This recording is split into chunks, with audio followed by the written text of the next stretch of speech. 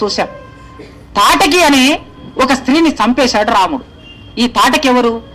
ఆదిమ సమాజాలలో మాతృస్వామిక వ్యవస్థకి నాయకురాలు, ఒక రాజ్యానికి నాయకురాలామే, అటవిక రాజ్యానికి నాయకురాలు. ఆ అటవిక రాజ్యానికి నాయకురాలు రాజు ఎట్లయితే, రాముడు ఎట్లయితే తన రాజ్యానికి అయోధ్య రాజ్యానికి రాజో, తాటకి ఒక అటవిక గణరాజ్యానికి నాయకురాలు రాణి. రాముడు ఏమనుకున్నాడు?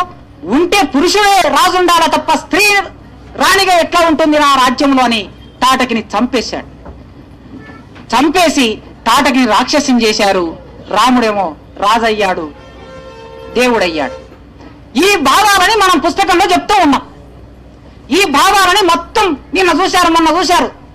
హైదరాబాదు నిండా రాముడి విగ్రహాలు, రాముడి ఫోటోలు ఎట్లా వచ్చాయో చూశాం. ఇంకా దీన్ని ఒక 10 రోజులు, వారం రోజులు నడిపిస్తారట. ఎవరిని ఆదర్శ పురుషులు